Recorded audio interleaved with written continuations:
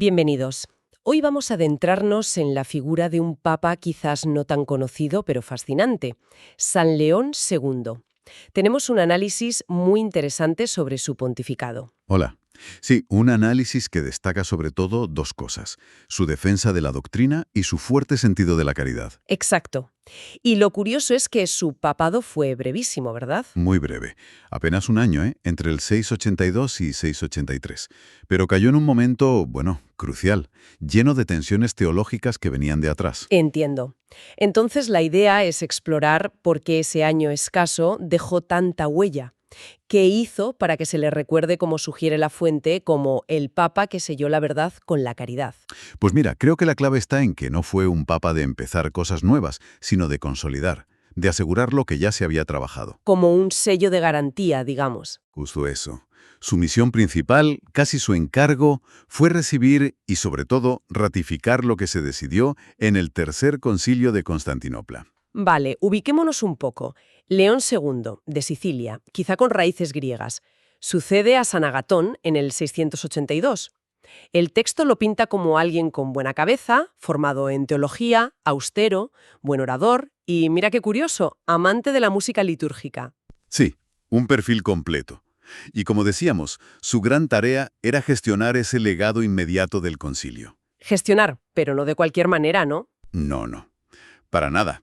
Cuando recibió las actas, no se limitó a poner la firma. La fuente insiste en que las estudió, a conciencia, antes de darles el visto bueno final con la autoridad de Roma. Y que era lo fundamental que se había decidido allí, lo que él tenía que confirmar. Pues el punto clave fue la condena definitiva del monotelismo, una doctrina un poco compleja. Monotelismo. ¿Suena a una sola voluntad? ¿Puede ser? Exacto.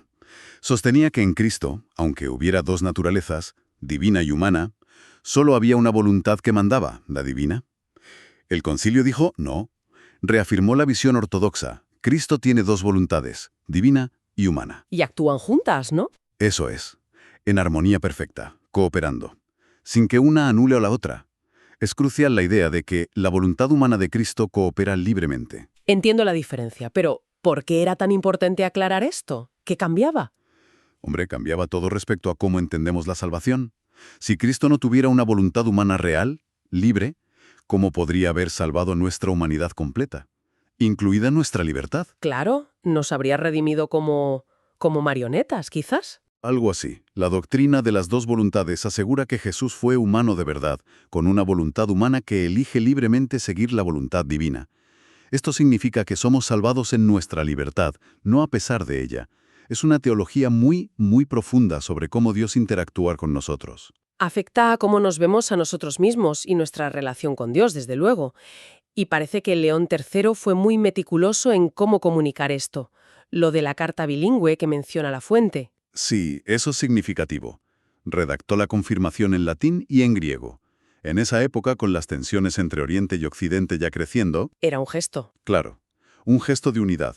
Quería asegurarse de que el mensaje llegara claro a todas partes, sin malentendidos. Mucho cuidado pastoral ahí. Y ahora, bueno, ahora viene el plato fuerte, ¿no? El tema que quizá más define su papado, aunque sea el más delicado. La confirmación de la condena a un papa anterior, Honorio I. Sí. Aquí es donde León II tuvo que, que andar con pies de plomo. Porque la situación era tela marinera, ¿no? Un concilio condena a un papa y el papa actual tiene que decir amén. Exacto.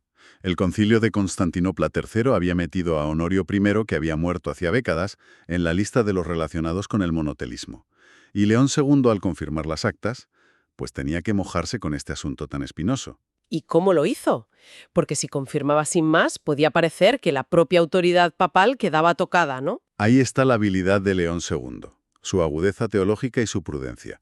No se limitó a repetir la condena tal cual. Lo fascinante, y la fuente lo subraya, es el matiz que introdujo. ¿Qué matiz? Pues explicó por qué confirmaba esa censura. Aclaró que a Honorio no se le condenaba por enseñar la herejía activamente, como doctrina oficial. O sea, no fue hereje formalmente desde la cátedra de Pedro. Ah, vale. No enseñó el error como papa. Entonces, ¿de qué se le acusó exactamente? De negligencia pastoral grave. Esa fue la clave. Negligencia. Sí. Lo condenó porque, Aunque él mismo no promoviera la herejía, no actuó con la firmeza que debía para pararla cuando empezó a extenderse. Se quedó corto, digamos.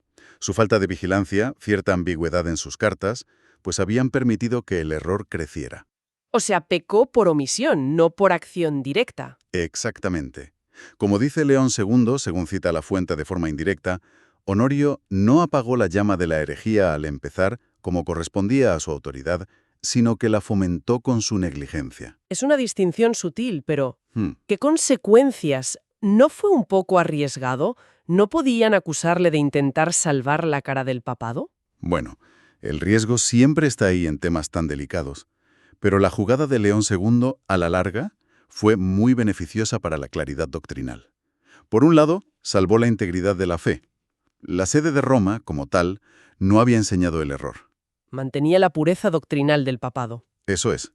Y por otro lado, al reconocer una falta grave de un papa, la negligencia, demostraba algo importante, que ser papa no te hace perfecto ni infalible en todo. Claro, eso es fundamental. Ayuda a entender qué es y qué no es la infalibilidad papal, que a veces se confunde. Exacto. No significa que el papa no pueda meter la pata nunca. La actuación de León II ayudó a perfilar esa idea. La infalibilidad, como se definiría mucho después, se refiere a momentos muy concretos de enseñanza solemne sobre fe y moral, no a opiniones personales ni a decisiones de gobierno donde un papa puede equivocarse, o como Honorio omitir gravemente. Demostró una gran comprensión de la Iglesia, de cómo funciona, una sabiduría eclesiológica, creo que se dice. Sí, un profundo entendimiento. Veía el papado más como un servicio de custodia de la fe que como un poder absoluto. Su manejo del caso Honorio fue, como lo llama la fuente, una purificación sin ruptura. Me parece una descripción muy acertada. Afirmó la verdad con firmeza, pero sin crear un cisma. Mostró que se pueden corregir errores del pasado dentro de la Iglesia sin romper la baraja. En un clima todavía tenso por las disputas, su enfoque trajo calma. Es un recordatorio de que la corrección, incluso a figuras importantes, si se hace bien, con verdad y caridad, puede ser un acto de unidad. Totalmente. Un equilibrio realmente impresionante. Pero León III no fue solo este estratega doctrinal. El análisis también lo muestra como un pastor preocupado por la gente, por la caridad, por la belleza de la liturgia. Correcto. Su visión era integral, aunque tuviera poco tiempo. En lo pastoral se preocupó mucho por los pobres. La fuente dice que reorganizó la administración de los bienes de la Iglesia para que la ayuda fuera más eficaz, más justa. ¿No era solo papeleo entonces? No, era la caridad hecha acción. Era la prueba de que la doctrina, por muy correcta que sea, necesita traducirse en compasión real, en servicio. Si no, se queda en palabras vacías. Y luego está esa faceta suya de amante de la liturgia. Mencionaste que era un gran cantor. Sí, la tradición dice que tenía buen oído y buena voz, formado en el canto gregoriano. Incluso parece que impulsó alguna reforma en el canto litúrgico de Roma. ¿Y eso por qué era importante para él? ¿Solo por estética? No creo que fuera solo eso. Para él, la música, la belleza en la liturgia, era algo más profundo. La fuente usa una expresión genial: teología sonora. Teología sonora, qué bueno. ¿Verdad? Sugiere que la liturgia bien celebrada, con belleza, es una forma de rezar, de entender y de transmitir la fe que va más allá de las palabras. Toca la mente y también el corazón. O sea, la forma en que celebramos nuestra fe ya es en sí misma un mensaje teológico. Exacto. Refleja una idea que me parece muy potente y que está en la fuente. La ortodoxia necesita belleza, y la belleza necesita verdad. Una verdad muy árida quizá no llega. Una belleza sin contenido se queda en fachada.